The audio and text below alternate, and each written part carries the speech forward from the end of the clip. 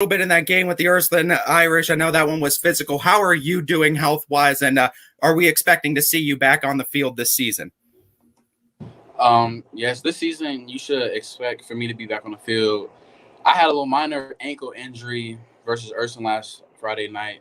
I'm probably going to sit out this week, but I'll be back next week for sure. You won Big Dog of the Valley this week in our first edition.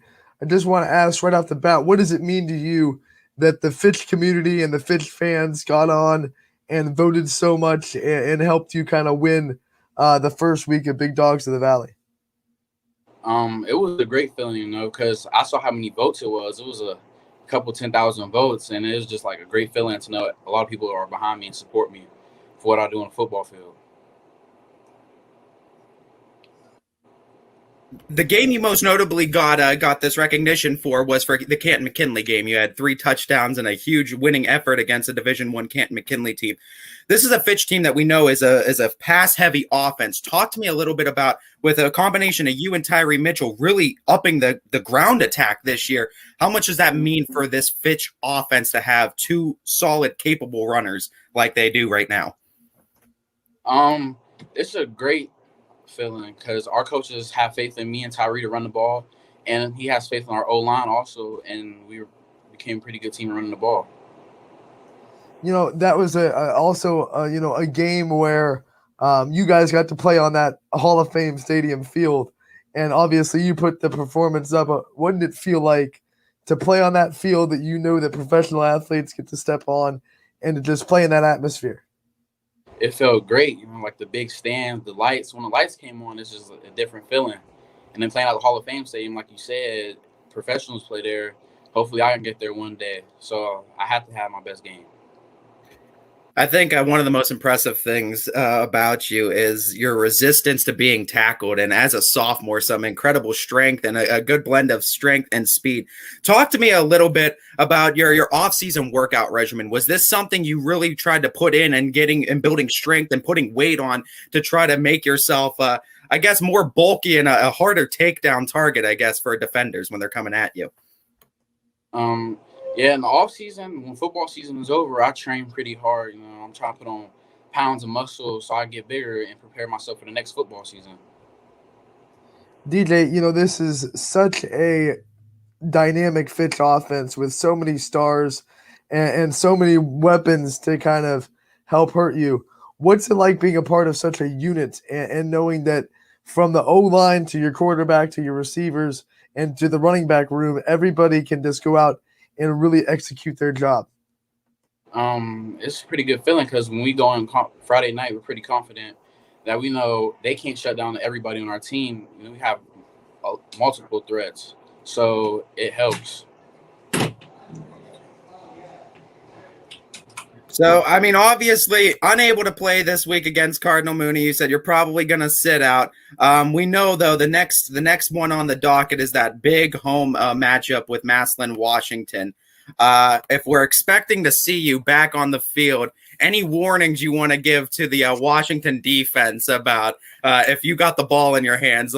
Issue a little bit of warning if they try to go to tackle you. Nah, it'll be no warning. The film can show what it shows. I don't need to talk. I'll let my game talk on Friday.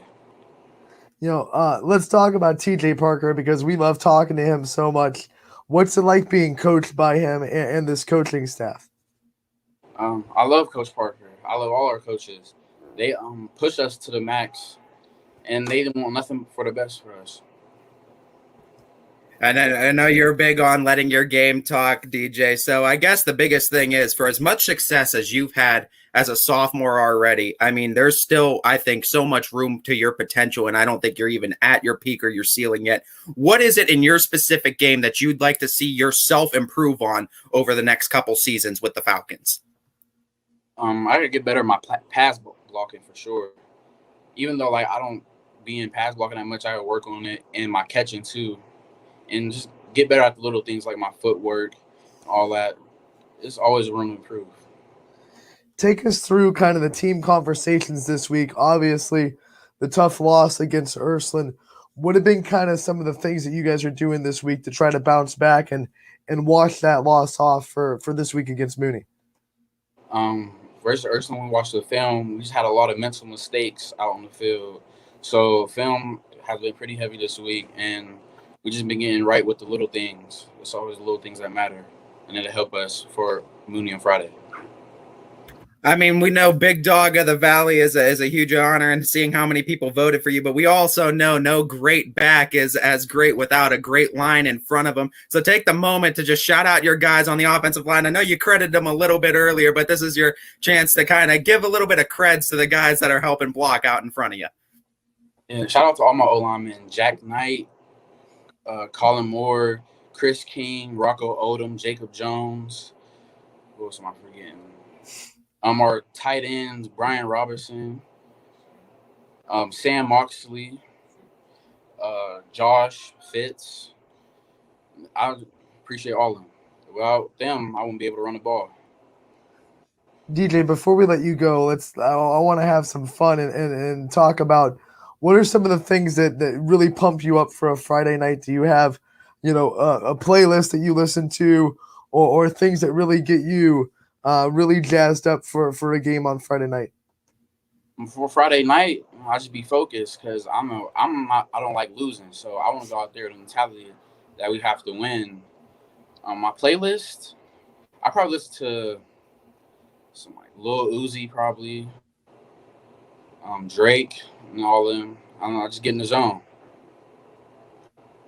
My final question for you two. I mean, obviously, like we know that you're unable to play this week, but I guess the overarching question is now that you have a Big Dog of the Valley under your belt now, and you got the votes tallied, that performance against McKinley earned you the honors. How many more of those performances are we expecting to see from DJ Williams in his career at Fitch? You should expect almost every game. I got to be consistent. Consistency is key. If I'm not consistent, then that one game don't matter. You can say it's a fluke game, but if I'm consistent every week, you can't say it's no fluke. So you should expect that almost every game from me. DJ, thank you so much for taking the time to talk with us today. Congratulations on everything you've accomplished, including the Week 1 Big Dog of the Valley winner on the football side of things. We love talking to you, and I'm sure we're going to talk to you again throughout your career. Yes, sir.